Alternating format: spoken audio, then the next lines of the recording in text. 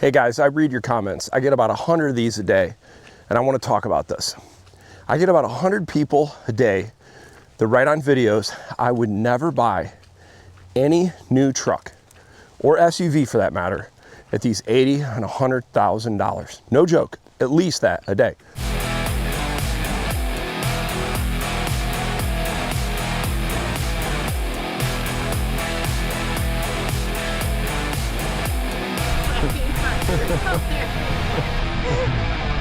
I want to talk about this, and I want to help you guys in understanding my frame of mind and how I think about this. Here's what I mean. Every day I'm in doing a review, doing some tech data dive on one of these trucks or SUVs that are $70,000 to $110,000, and in some cases more. I get nominalized to seeing the price of these, and because of that, you start thinking, this is just how the world is. Everything's that expensive. It's no different than, I've got family members where they're doctors, physicians, and they work in pretty rough areas where they see a lot of pretty violent crime, stabbing, shootings. They'll come home and say, hey, how was work? Tough day, you know, 7 shootings, 3 stabbings, but yeah, not too bad. You take a step back, and if you're not used to hearing this, you're just like, dude, this is crazy. How do we fix this? How do you change the situation? This is what I want to talk about. When I was a kid, I don't know, probably 30 plus years ago, 32 years ago, my dad told me there's 2 ways to look at using your money: liabilities and assets. It's the only way. And I want to try to help you guys maximize on this. This whole channel, everything we do in CTech-review is about trying to help you guys make an educated decision and do the best for your money.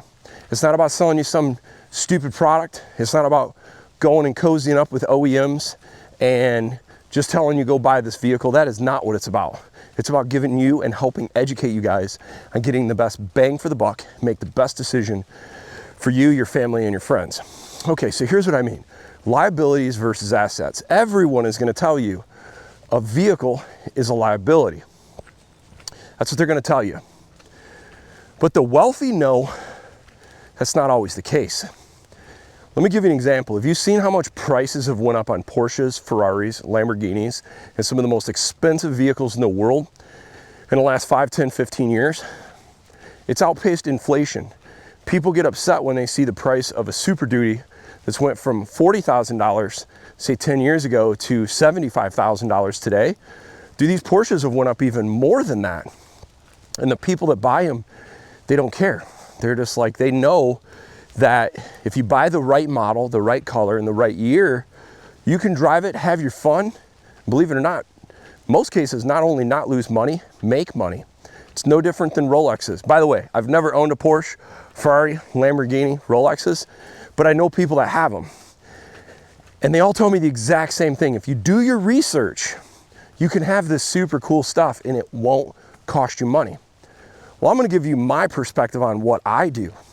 What I do is I try to look real specific and real strategic about each one of these purchases I make on these trucks. And I try to determine what is going to put the most money in my pocket. I don't actually look most of the time at the price of the vehicle because that's irrelevant. What you got to look at is the step beyond the price of the vehicle. What's it going to cost you for cost of ownership? That's where the money is. If you go spend 50 grand on something, drive it for a year, and it's worth 35 grand, you've lost $15,000.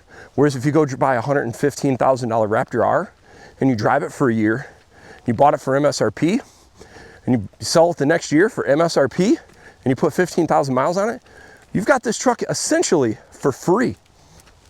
That's what I'm talking about. But you gotta be strategic. You gotta do your homework. And this is no different with buying a vehicle. I look at this as no different with these trucks. This truck is primarily an off-road or heavy-duty truck channel. That's where I spend most of my effort. Why? Well, because number one, I use them in my day-to-day for my fun factor, for the weekend. It's a big market. A lot of people need them. It's the most popular segment in the United States. But this is also the segments that's the easiest to have the highest resale.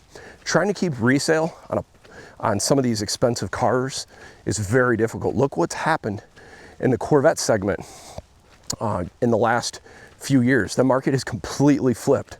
Some people came out of that being a winner. Some people came out of it being a loser.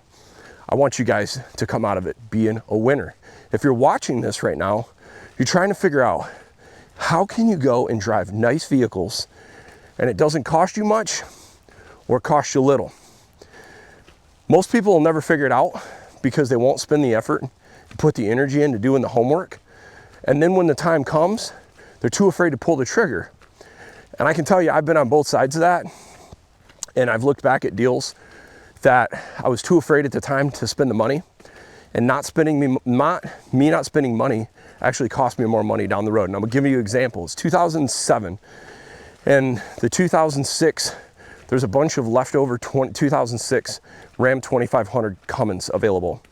I could buy a brand new one for, I think it was right around like $27,000 out the door. So it was some insane price, brand new. Bighorn, Delmonico red, crew cab. Always wanted Cummins. I think they're so cool. I was too afraid to pull the trigger. You know, I was young in my career and just didn't want to spend the money. I look back on that. If I were smart, I could have literally drove that truck for 20 years. It probably still got 20 grand back.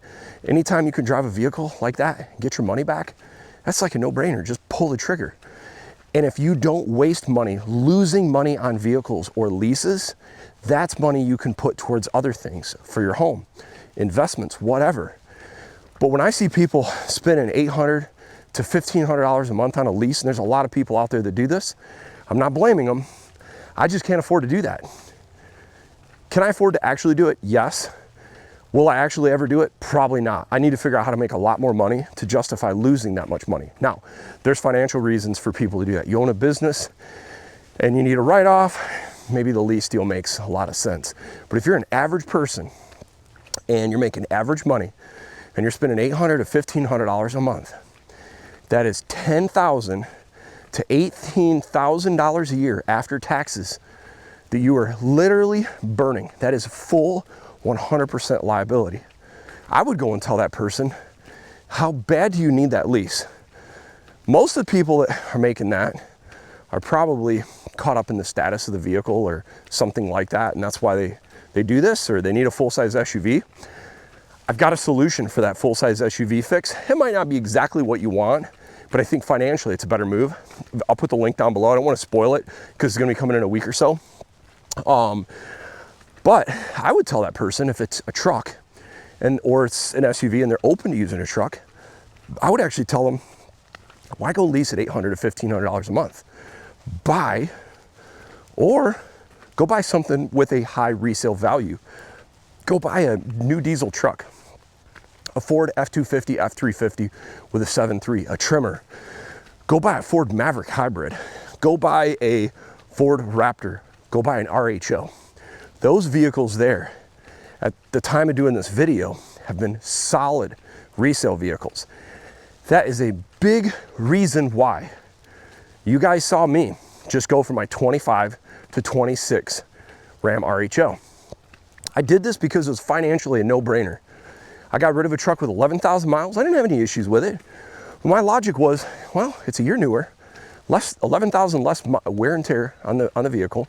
Maybe they made some improvements in wire harnesses and other little doodads, 100,000 mile warranty.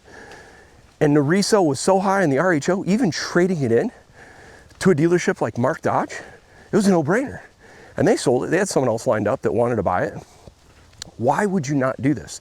If you can go drive a vehicle, have it for a year, and all you're paying is a small portion of taxes, to me, it's a no-brainer. The other part of this is you have to control your emotions.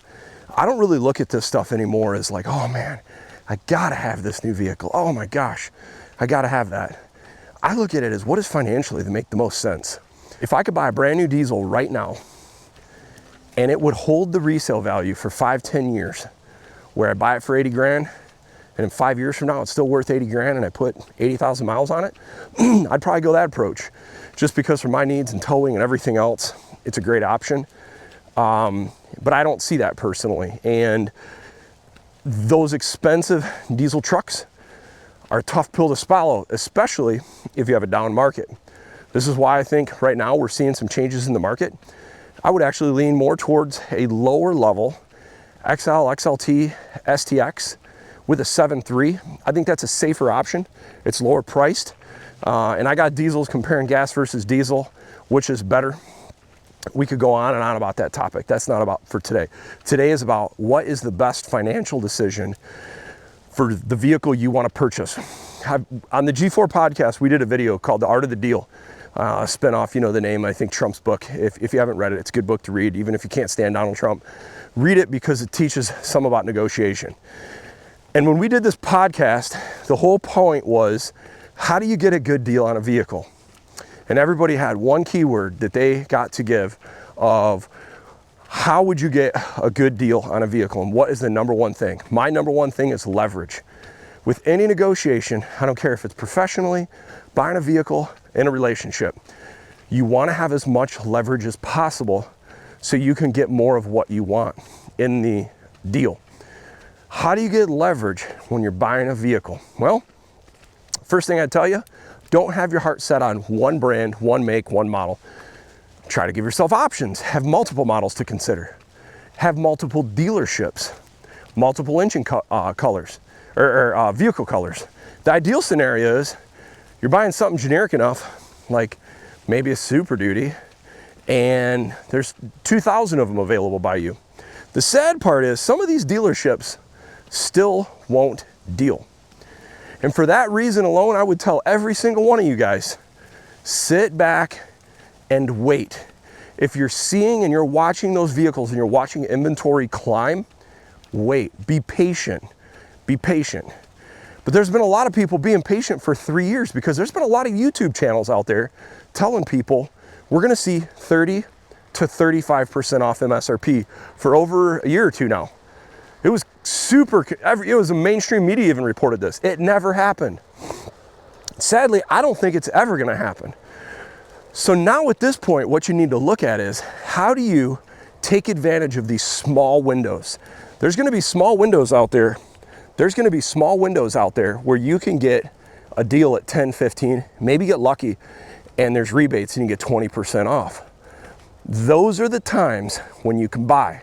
But make sure you're buying the vehicle that you're either gonna live and hold on to for a long time, or if you plan on only holding on to it for a year or two, what is the resale gonna look like? What I like to look at is which one of these things is going to cost me the least amount of money to own. That's what it's all about for me. It's as simple for me, guys, as it's a resale thing.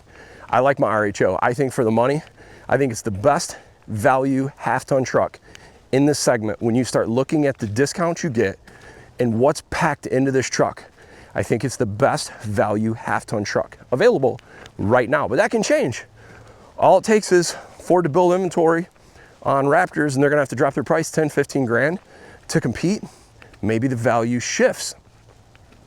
But I am not brand loyal, and I never will be, because I'm gonna do what's best for me and my family. But I do believe right now, at the time of doing this video, the best value, best bang for the buck, it's the Ram. It's the Ram. And we just saw a video from Pickup Truck Plus Talk and SUV. We also saw Car Guy online talking about what truck to go with. I went through this exact same thing. People said, Barry, if you were smart for your channel, you would have bought something different than your RHO. And I said, yeah, you're right. I probably should have got a Super Duty with a 7.3. But I can't get past the value of this truck. And I've seen now enough times that the truck I buy for the channel doesn't give me enough earnings to outpace the common sense of the buying purchase. So I'm gonna be real with you guys. That's why I went with the RHO.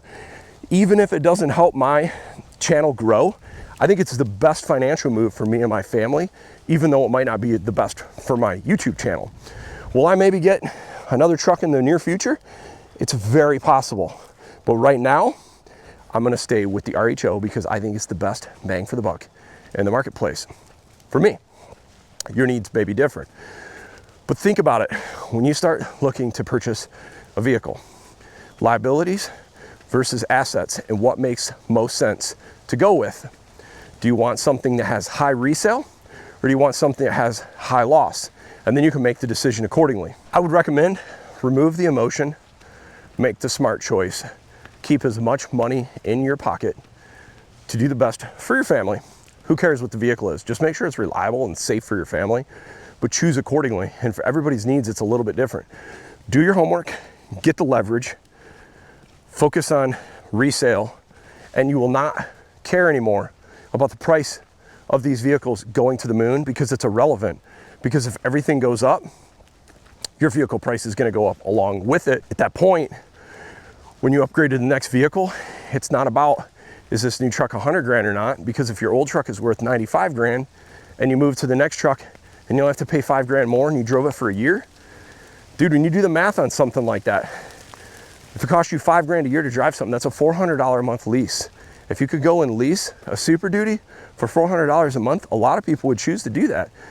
Typically, it's not available, so you got to take a chance. I just wanted to make this video because I see a lot of people complaining about the price of the vehicles, and guys, I 100% agree, and I hear you, and I apologize. I just see this stuff so much that I've just gotten nominalized to the price of where things are at.